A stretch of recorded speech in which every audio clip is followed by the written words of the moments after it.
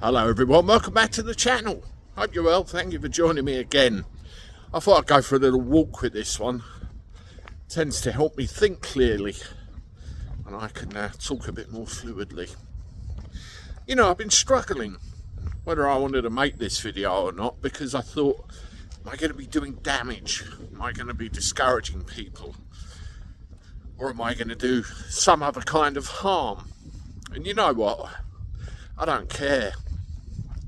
Well, that's wrong, of course I care, but you know where I'm coming from.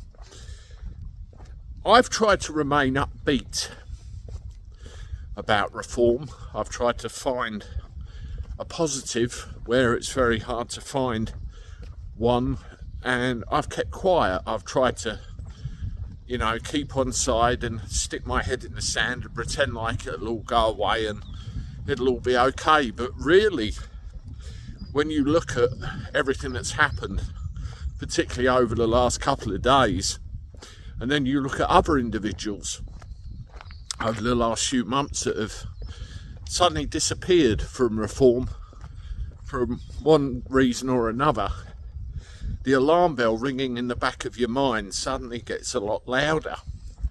Now, every time I criticise reform in any way, I get a lot of people coming onto the channel saying, don't split the vote, Andy, don't do this, don't say this.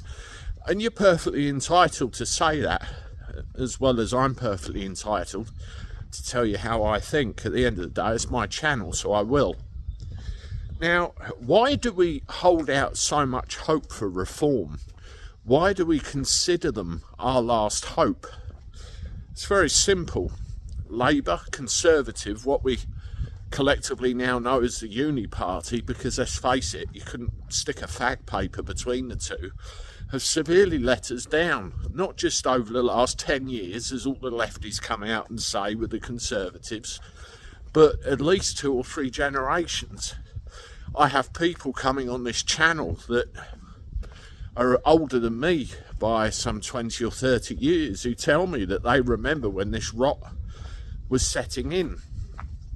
So along comes Nigel Farage with UKIP, Brexit Party, and now Reform, promising change. Reform, out of all of these iterations of Farage's parties, have by far been the best or the most promising chance we have of trying to claw our country back. And there's a great deal of people out there that want to protect them at all costs, and I included myself in that number, because I was so desperate to cure this problem in this generation rather than have my kids having to sort it out, you know. One of the things that really alarmed me over the last couple of days with this whole Rupert thing, it's come out that Farage, or the party as a whole, are moving closer to the middle ground, the centre ground.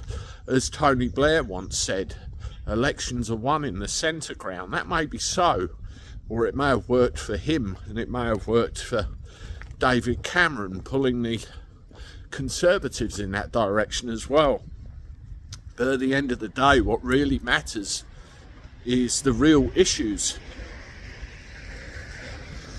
The real issues and concerns of real people all over this country who have not only lost hope in the system, they've also lost hope in any chance of saving it, any chance of doing anything about it. Along comes Nigel Farage. I have history with Nigel Farage, not personal history, but experienced the sharp end of his political efforts, because one of the areas he involved himself in is where I live. And I'll leave a video below which will summarise, you know, my experiences. And as I said in that video, I was prepared to give him one last chance. But after the way he's behaved with regard to Lowe, the way the party's behaved with regard to Lowe, I'm afraid I can't be positive about it anymore. And out of desperation for trying to save this country for my kids, I feel that I've become blinded to the absolutely obvious that's sitting right in front of our faces. I believe Rupert Lowe. You know, if it comes out I'm wrong, so be it. But I believe him. I've had, well, first-hand contact with individuals that tell me what a lovely bloke the guy is. In fact, one of his own supporters said that I've known him 40 years and this is the first time any of this has happened. So it's a hatchet job. You look at the way the party behaved towards Howard Cox. He was forced to resign. Howard Cox is another guy that I interviewed on the channel, months and months and months ago now. And again, from the brief discussion I had with him off the air, lovely guy. And he's gone on, done some great broadcasts with Paul Thorpe. Ben Habib. I saw Ben live once at a local hotel. As I said, Farage has been involved down here before, and Ben really knew his stuff and come across as very knowledgeable, and still does politically on the telly. See, you've got all these great individuals who really want to do right by our country, and in Rupert Lowe's case particularly, they're saying the things that we're all thinking. But when you move to the centre ground, those things that we're all thinking suddenly become extreme. They become right wing. They become wrong, inconvenient, and they have to be gotten rid of. That seems to be what's going on. So in my mind, because of that, I don't think I can support reform any longer unless things change drastically. What I would like to see is Zahir Yusuf gone. Now, as I said in my live last night, and you can go and check that out, with the position he's in, the director of a company that has significant control over the Reform Party, it's not going to be easy to get shot of him, if at all. It's going to cost money. I'd like to see Rupert Lowe apologise to and reinstated.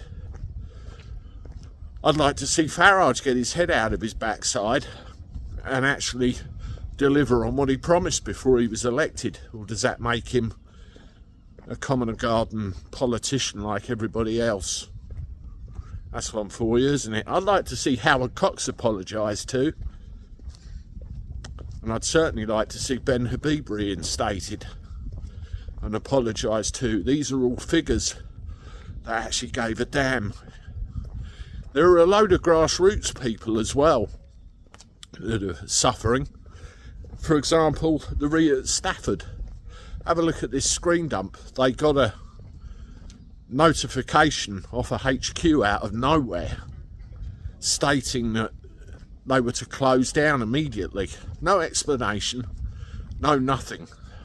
And they were warned that there would be disciplinary measures enforced if anybody tried to do or say anything about it. And despite writing to the chairman, Zahir Yusuf, again, there's that name, no response. No response at all. There's the problem. And if you start affecting people at the grassroots level, the party isn't going to grow at all. So what do we do about it? Well, there's 4 years, if Starmer lasts that long, to another general election. Is there enough time to get something else off the ground? Really? With individuals I've mentioned, other individuals, you see, the centre ground is no good. That's why we're in the crap we're in. That's why we've got the problems we've got. We've got to be one extreme or the other. And unfortunately, all the common sense, all the straightforward answers that we need to put this country back on its feet are the other way. And no one in power or in the Westminster circles seem to want to go there. You look at that thing that Richard Tice came out with, that lot. How many thousands or hundreds of thousands of people did he offend with that comment? Looking back on it, made it very clear where they were going. The middle and upper classes, all right, you might get your votes, but you're missing a trick. There are millions of people out there like me who expected more. The working classes, the people who get up at the crack of dawn every day to try and earn as much money as possible to support their families the best they can, despite the fact we're taxed to buggery, despite the fact that our energy prices are probably one of the most expensive, despite the fact all our food and groceries are going up. Those are the people you needed to target, and by saying that lot, you missed a trick. Speaking of trick, I look back over the years, look back over the promises, and the Brexit Party springs to mind straight away. And the words "led up the garden path" spring to mind. So we have a simple choice. Do we vote for reform anyway, knowing that we're going to get some kind of brand of old conservatism, stroke the old guard, stroke establishment? Or do we hold out the hope that something else is going to come along that's going to save us? I mean, hell, do we get more involved ourselves? And we go down that road. Is 4 years enough time? You tell me. Anyway, this is a bit of a long one. I just wanted to get a load of it off my chest. To those I've pissed off with this video, I do apologise, but at the end of the day, you're as entitled to be pissed off with me as I am to tell you about it. That's what it's all about. If you are still here and you agree with me, let me know in the comments. In any event, thank you ever so much for the support, as always. Means a lot. Have a look at these videos, and I look forward to talking to you soon. Toodaloo.